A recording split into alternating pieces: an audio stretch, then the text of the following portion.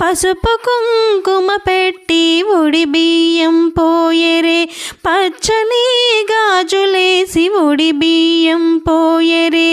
పసుపు కుంకుమ పెట్టి ఉడి బియ్యం పోయరే, పచ్చని గాజులేసి ఉడి బియ్యం పోయరే. సౌభాగ్యదాయినికి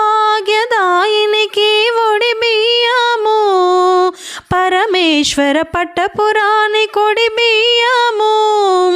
పడతులంతా వచ్చి ఉడి బియ్యం పోయరే,